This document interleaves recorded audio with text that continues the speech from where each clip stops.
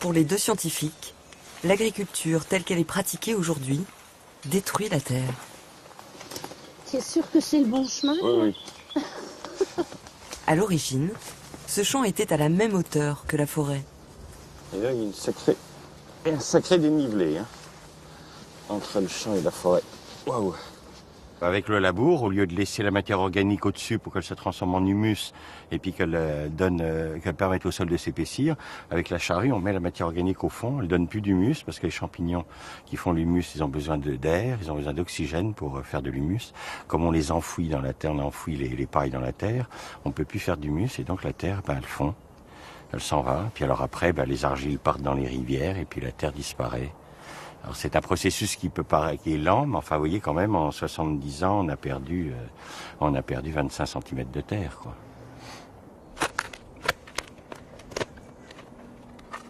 T'es déjà sur le caillou, hein? Je suis en train de sortir la terre jaune là. C'est-à-dire que là j'arrive sur ce qu'on appelle le sous-sol.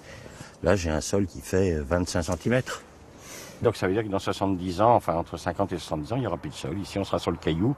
On pourra plus nourrir les hommes à partir de ce sol. Donc qu'est-ce qu'on va faire? On va l'abandonner, on va faire une friche.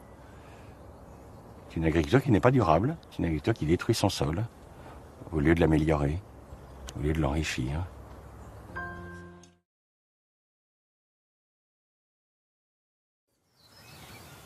De fortes pluies orageuses se sont abattues sur le Finistère. Résultat, la terre de ce champ a dévalé la pente, traversant même la route. C'est l'érosion, la disparition de terres fertiles. Toute cette terre-là va partir dans les ruisseaux. C'est tout le capital de l'agriculteur qui s'en va. Pour Erwan Karadec, le responsable, c'est une pratique ancestrale.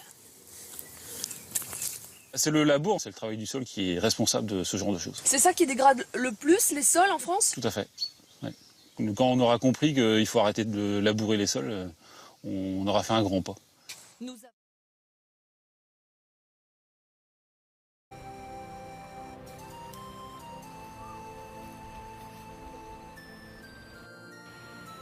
Le Burundi est menacé du fait de la dégradation accélérée des sols. Cette dégradation est accélérée par plusieurs facteurs, dont l'érosion et le surpâturage.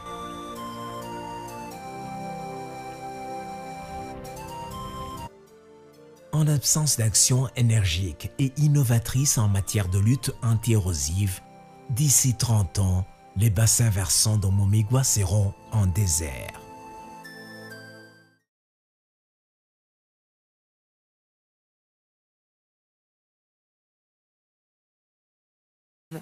Leur objectif, enrichir une terre appauvrie grâce à la diversité. On a tout pensé au départ quand on s'est installé et on a installé en fait 300 arbres fruitiers. C'est quasiment que des essences locales, donc on fait ce qu'on appelle de l'agroforesterie. C'est les arbres que là on voit et on fait des cultures étagées pour optimiser la place. Voilà, on associe tout. Framboisiers sous les pommiers, herbes aromatiques, légumes de toute saison, des centaines de variétés sur une surface limitée.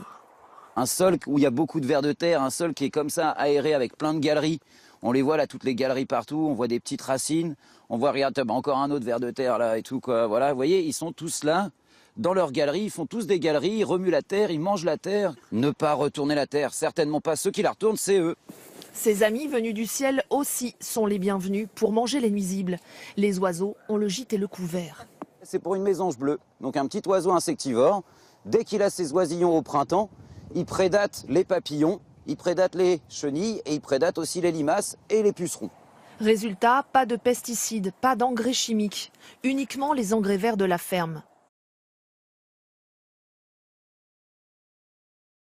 La permaculture, c'est un système conceptuel qui s'inspire de la nature. Et donc, véritablement, on a aménagé un agro-écosystème qui soit à la fois naturel, qui fonctionne sans intrants, sans énergie fossile, sans arrosage. Il y a une sorte de fécondité qui vient de la nature, que dans notre imaginaire d'occidental moderne, on ne perçoit plus, on a complètement occulté parce qu'on est trop coupé de la nature. Mais la nature est super féconde en fait. C'est-à-dire que Ce jardin-là est complètement autonome. On va chercher des feuilles mortes, des fougères, des orties, les adventices comme par exemple la consoude qui est là, qui a des racines qui descendent à plusieurs mètres. Et donc c'est une véritable pompe à minéraux. Et ça me fait une source de paillage qui est disponible sur place gratuitement. Et je fertilise comme ça. C'est un système qui est vieux comme le monde et qui par le passé a soutenu des civilisations avec une forte densité de population. Par exemple, c'était pratiqué en Chine il y a 4000 ans, par les Grecs il y a 2000 ans, par les Mayas, par les Incas. Donc on a un système qui est à la fois complètement autonome et très productif. Et en plus, c'est beau.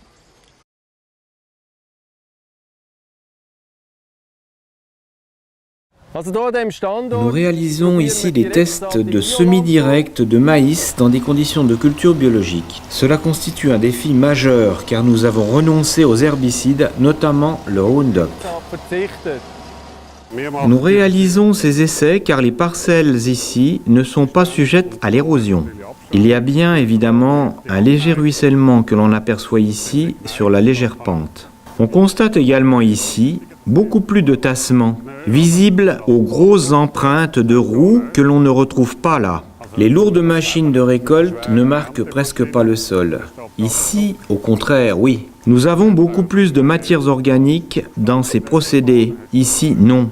Voilà en bref l'avantage que présente ce procédé de semi-direct sous couvert par rapport à la charrue. Le semi-direct de maïs commence déjà l'année précédente. Le déchômage est effectué après la récolte des céréales. De mi-septembre à fin octobre, des engrais verts sont semés. Nous commençons par aplatir l'engrais vert à l'aide du rouleau Faca, puis nous semons le maïs dans la fente à l'aide d'un semoir pour semi-direct. Il a adapté le semoir de telle sorte qu'il coupe d'abord la couverture végétale, puis qu'il dégage la fente de semis.